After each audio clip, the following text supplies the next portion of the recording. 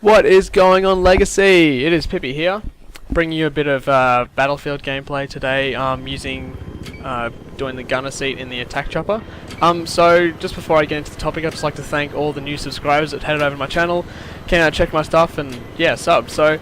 But I had a little bit of a problem. Like, I'm not sure if it was YouTube glitching or something like that, but basically I went to about 108 subscribers, and then somehow it glitched, and I went back to around 80. So if you came and subbed to my channel and you're no longer subbed, maybe just come over and just check to make sure that you're still subbed. I'm not sure if it happened. It happened again last night. I don't know, it could just be YouTube's playing up. So yeah, maybe just come and, if you did subscribe, sorry, come and double check to make sure you're still there.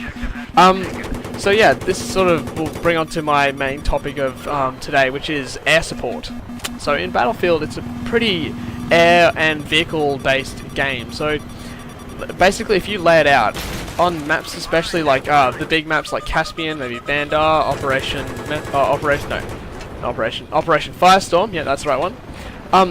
There is sort of like a food pyramid, you could say. So, for example, in Armored Shield, there's probably the air support, which goes from the AC-130 gunship, attack helicopter, and then the little bird, and each of these is progressively better, of course. So AC-130 is obviously the king of the sky. It can take out like pretty much anything, and it is quite effective in that way. And yeah, and so then you go into the attack helicopter, which can take out other attack helicopters, choppers, infantry, vehicles, all that sort of stuff. So it's still very effective. Then you move down to the little bird, which is more of a transport based helicopter, but it still has anti-air missiles and a Gatling gun, which does work. Like, it works okay on infantry, but not as good as the explosive cannon on the attack helicopters. And so basically, if you want to do well, you need to control the air support, because basically, if you think about it, if you have the AC-130 up, it can take out effectively all the ground, things like the tanks, all that sort of stuff. And then eventually that AC-130 can also take out the helicopters, and it keeps going along. So basically, if you control the skies, you can control all the ground vehicles, which then makes it harder for that team to cap the points. And it made me just realize, like, it all really does make sense if you have a good air support team. And so that's why I think this gameplay is really good, because although it may not be a lot of kills, I think I go 9-0. Because I basically just joined this game, hopped in the chopper, and then at the end the game ends. So, but it really does make a difference. Like, as you'll see, even though I'm not racking up the big KD, it's helping the team to take the objective. So, by like being a good air support person and being a good pilot and being conservative too, you can help your team to get to achieve a victory. So, it really does matter if you're playing as a helicopter. Like, if you're using it just as a transport, use something like the little bird. That's something that's less important and really doesn't disadvantage your team, because basically if you take out, like, I don't know, the jets, like I've seen are very popular. You get the jets, you fly across the map, you jump out, and then your team has to wait another, I don't know, minute and a half for the jet to respawn, when the enemy jets have free reign of the sky, and they can take out all your, and basically they start taking out your ground support, they start taking out your infantry, and it makes it that much harder to capture the flag. So why disadvantage your team, you know? And as it is, Battlefield is a team playing game. You have to think, how can we do this better as a team? And so, like, that's probably why it's not a big a KD game. Like, if you go 20-5 or 20-10 and your team smashes the other team and takes out, like, I don't know, in rush, if you take out all the NCOMs within 10 minutes or within 5 minutes, something like that, that's impressive, like, because you worked as a team to get the objective, and that means it's so much better. Like, and that's it took me a long time to realize, like, coming from, I don't know, maybe the other COD games where it's totally selfish. Like, you play as your player, it's basically a free-for-all, even though you have, like, it's a team deathmatch, something like that. You play as your player. It doesn't matter if your friend has something else, or if your friend is completely tearing it up, or your friend's completely losing.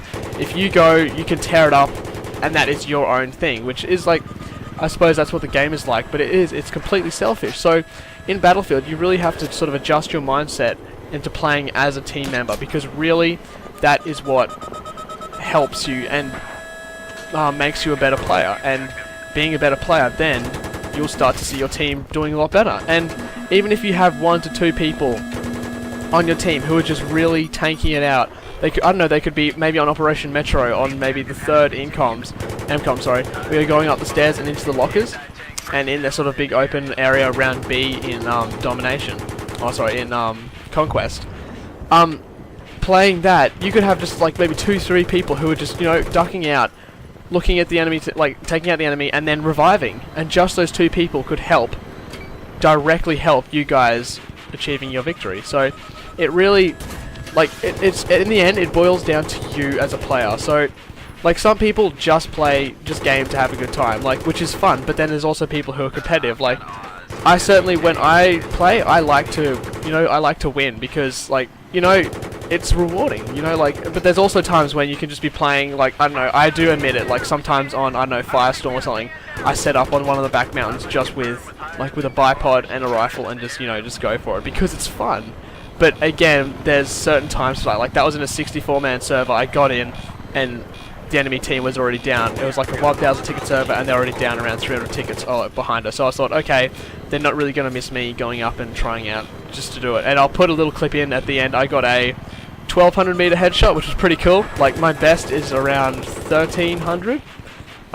There's a video on my channel, so if you want to go check that out, I'm sure they'll have links in the description to my channel. So yeah, come check it out. It's pretty. It was pretty impressive. I was pretty psyched when I got it. But yeah, yeah, this part was pretty funny. The only time, pretty much, we got injured is when the guy I was flying with flew into the wind farm, which was pretty fun. Oh, maybe, I think we do get disabled one other time, but the first time in this thing, we get it. Because, and as you would have seen, I don't pick up many, like, rack up many kills from the chopper kills, because he is using the anti-aircraft missiles and the rockets, because he's just using them so effectively. And I literally just joined this game, as you see in the beginning, and hop in the chopper. I don't even know who this guy is, but he was literally probably the best pilot I've flown in with a while. And especially after they removed the the flares for the secondary gunner position, is really it doesn't, like, I thought it would be a complete game ruiner, like it would affect the game so much that it would make it harder for this aircraft to stay up, but it's not as bad. Like, you just sort of got to counteract that with flying away using things like the below radar option and all that sort of stuff. So this pretty much wraps up the commentary. I think I'm pretty sure I went 9-0. It'll come up in a second. I'd just like to thank all the people who left likes and comments in my introductory video. I really appreciate it. It was really good fun seeing everyone enjoyed my content and all that sort of thing. So if you have any questions, please feel free to put them in the comment below, and I'll see you guys next time. Peace.